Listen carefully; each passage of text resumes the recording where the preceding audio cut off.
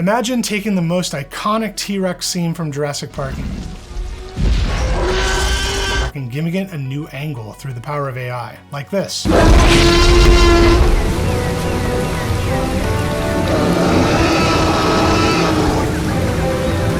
this video, I'm going to share with you how I've taken some of the most advanced and latest AI video models to reimagine one of my favorite movies, and also hopefully give you a new perspective on Ian Malcolm as well. What do they got in there, King Kong? Let's get into it. Okay, so for those who don't know, I am a huge Jurassic Park fan, and I don't say that lightly. Probably one of the biggest Jurassic Park nerds on the planet, I'm sure. I have a little shrine here, and if you're looking at the shrine, I promise you that this piece of wood did not come from Kahlua Ranch, from the actual tree that the Gallimimus jumped over. Anyway, nerd nostalgia aside, let's talk about how I made this. So the goal of this video was so that I could find some motivation to learn some of these new AI tools. And since I had some credits in Higsfield, I was like, I gotta do something. Let me pick something that will motivate me. Ah yes, Jurassic Park, why not? Welcome to Jurassic Park. So I thought about my favorite scene, this T-Rex moment when it breaks through the gate. Super iconic, masterpiece of a scene. All right, so I went and did a Google search and I found this screen grab from the movie Jurassic Park. It's a pretty low resolution screen grab. I was like, whatever. Probably should get a better high resolution image. That comes into play a little later, but for now, this is what I started with.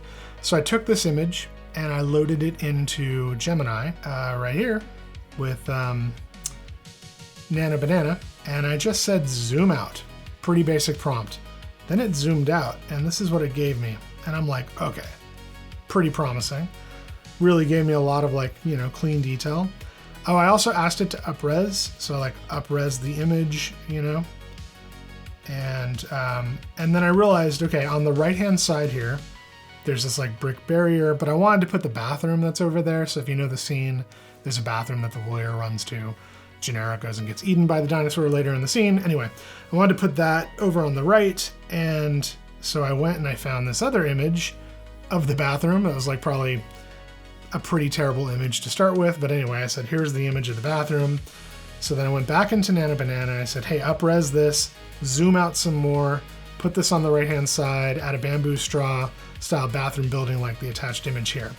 It did that, and it made this image, it made this picture of the huge. The bathroom's way too big, so I was like, nope, that ain't gonna work. So let's go ahead and make that bathroom a lot smaller and further in the distance and zoom out some more. So then it did this, and I was like, boom, there it is. That looks familiar. Obviously there's some issues, a little bit of there's a telephone pole inclusion with some power lines, and that's all the stuff I was going to take care of later in Photoshop anyway, but I was like, this is the starting point. So then I asked for it to zoom out some more, and then it gave me this, and I'm like, this is getting cool. This is a whole new perspective on this classic scene that I love. What if I just keep zooming out? And so I had it zoom out some more, and then now we're looking down on the paddock, and then I'm like, zoom out some more. Now we're on an island. I was prompting it to make it, be on an island, but then this looked, it almost looks like the stream or road or whatever this is goes right off to a cliff. So then I just kept prompting it to tuck it away in the hills a little more and get the right kind of perspective, and finally came to this, and I was like, okay, it's getting pretty close, and I think I centered it some more. Finally ended up like this. So the idea was I would go from that T-Rex, zoom out all the way to the island, right? Didn't end up doing this, and I'll show you why.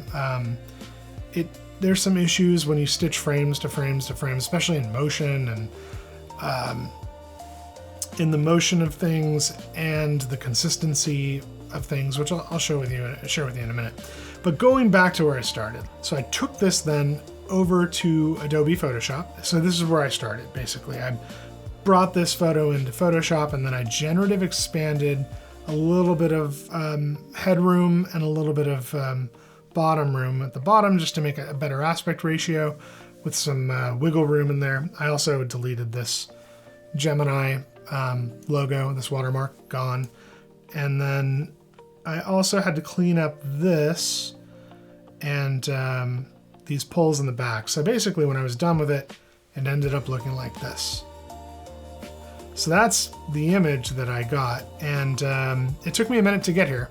And so I'll show you what I did. So I went from that to that. This is the second shot, the zoom out. And I took these over to Google Flow VO3.1 and Higsfield with all the video models. And I did a head-to-head video model test. I tested 7 different models, and I'm gonna show you what they look like. I started with Kling 2.5 Turbo. This is, at the time I'm shooting this, is the latest Kling model. And here's what it looks like. When I saw that, I was very impressed, and I realized that there's a lot that can be done with this model. Now, like I was saying, it's sort of taking this like light pattern up here at the top. If you look at the top of the image here, there's an inclusion right here, and I think I prompted it to make lightning. I didn't think lightning looked very good. I was kind of disappointed with that lightning. So eventually I stopped prompting lightning in the Kling model. I also left these telephone lines in, which I don't know why I didn't see that originally, but that eventually came out. So here's the first one without the telephone pole, and this is what that looked like. And then I realized, yeah, there, it popped back in. So I had to, yeah, because the telephone pole was also in the zoomed out image, duh. So I had to go and I had to like edit both the zoomed out image and the starting image. So that's what I'm doing here is I'm putting in a start frame and an end frame, which is the zoomed out state. So I start with the close-up that we all know from the movie, and then I zoom out to the new perspective. But in that new perspective, I had this telephone pole, so I had to edit that out. And then that's when I got this, and I was getting pretty excited about that. Definitely some issues. You know, the car's moving, no matter what I prompted. I was like, the cars are still and do not move. They are still. I kept reinforcing that. I was like, the cars are parked. Do not move the cars. I tried every way to tell the model not to move the cars, but it just randomly wanted to move these cars. And so that's what Kling did. Let me jump over to the VO3.1 model, and so this is where I started, because this is actually what I'm comfortable with. Is I've done a lot in VO3.1, so I kind of know it, at least knowing how to control it. And it gave me this. Let me pop out one of these so you can kind of see what it did.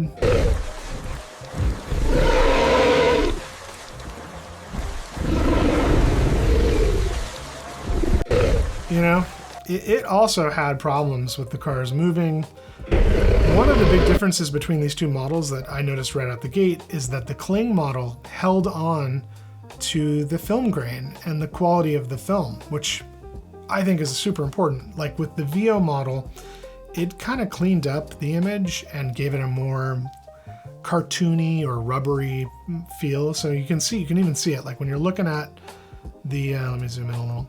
You're looking at the first frame, what you're seeing here is the actual film grain from that movie still in that first frame, and then when it zooms out, you can notice the T-Rex gets very rubbery. See right there. Yeah. So while the lightning looks better than it does in Kling, the Dinosaur looks rubbery. And I run into this problem because they both have strengths and weaknesses, and sometimes that, you know, one is strong where the other is weak, and that's what happened here is I wanted lightning. So when I zoom out, I start the next frame in the VO3 model so I can get a nice lightning bolt. And by that time, we're so far away that the rubberiness didn't bother me as much. It still bothers me, don't get me wrong. But I did also like, and just to, you know, drive home the prompting bit, I did go look up the 35mm film. So right, you know, if you look here, 35mm film grain shot on Kodak EXR 500T film, which is the film they used to shoot the movie. That didn't matter. Like, if you look at it, it's just like, I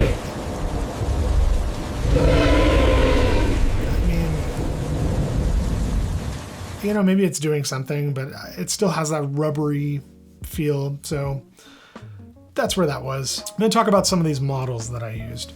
So we're talking about Kling 2.5 Turbo, which is what I ended up going with. That's the latest model. You can see me, this is like the zoomed out state, right? We're going from this shot to the next shot, and you can see it's doing some weird stuff with the transformation of the landscape. A lot of it is a roll of the dice trying to get this stuff to work. But through generation after generation, I finally did get one where I was like, okay, that works. And it wasn't actually this one, going back to strengths and weaknesses. So while I think the Kling model is really good at maintaining the aesthetic of the first image, it was definitely having issues with the landscape and keeping things sort of realistic. That's why we see these like weird moments in the background where things are sort of like moving and fading in and out and animating and transforming in ways that don't feel natural. So what I ended up doing for this shot is I went back over here to VO3. So you can see this type of motion for VO3 is much more controlled and like realistic, and these sort of blend in much nicer. So I ended up using the second half of the video with the VO3.1 model. Now going back to model testing, we saw this in Kling. Let's just take a look at some of these other models. Here's one that I used, WAN 2.6.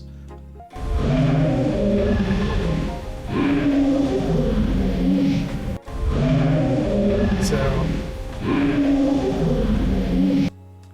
you know, not very good.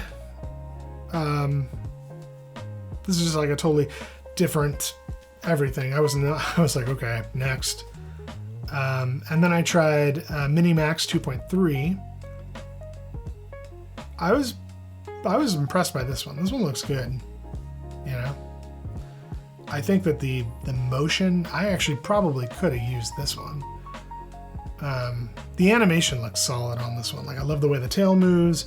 I love how the dinosaur is just sort of like leaning into this roar, and then his tongue moves, and he just feels more huge and menacing. So I put this one, if I had to put, so I did do like a good versus not so good, and I had 3 not so good ones, and I had 4 pretty good ones. This one is in one of the good ones. And my list of good versus not so good, I'll tell you at the end. Let's keep going here. But yeah, I did a few of these, you know, like, I gotta play with MiniMax 2.3 some more. Pretty impressive. You know, if you really got detailed on your prompts, I wonder if you could do a lot with it. Put some weird like pillar thing here, but very cool. Then SeaDance. This one here, I think, let's take a look. SeaDance, look at this. Not the greatest, you know, there's like some weird like waterfall, smoky water artifacts. Motion is a little bit, motion is not terrible, but it's not, it's could be way better. You can also see this one gets a little rubbery, you know, especially when he turns the head right here on the neck. Not the greatest. Then we got Higsfield Turbo. Let's take a look at that.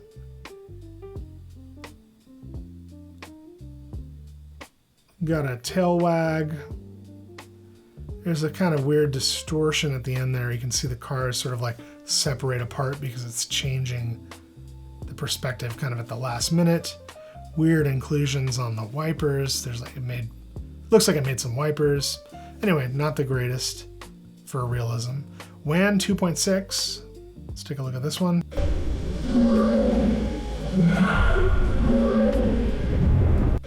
Okay. Not happy. So I think I gave up. I think that's where I was like, you know what? Well let's finish this project and go with the Kling. I did try Kling 01, which is an older Kling model. Still looks great though. I think, you know, maybe the animation's a little more jittery on the Kling 01, but it, you know, the cars are moving. It did do the rain better. I think I still have this little inclusion at the top of so I think I took that out once I noticed it was still messing with that. Here's that inclusion's gone. and we're looking at Kling 2.6. I also tried to just cut that middle frame out and zoom all the way out to the island perspective looking down. It does not look good. It had some weird issues, and so I just sort of bypassed that idea altogether and then landed on the mix of the two. Okay, so now that I had the T-Rex thing done in a way that I thought was passable, I did the gate shot, and I'm gonna show you what the whole thing looks like right now. So here's the gate and the T-Rex sort of stitched together in my little love letter to Jurassic Park.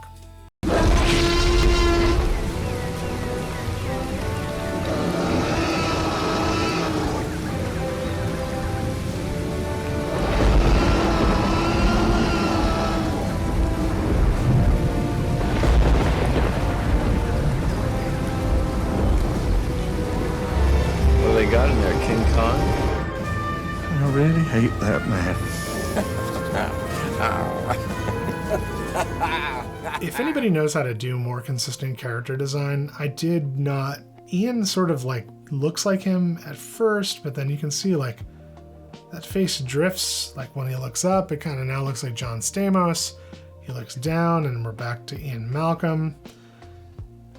And I just prompted it to breathe. So anyway, that part bugs me a little bit, but I was like, whatever, people will know the joke, and I was done with this video, so I just moved on.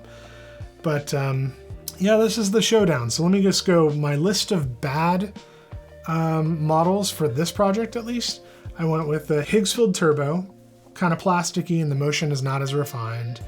WAN 2.6, just kind of a disaster.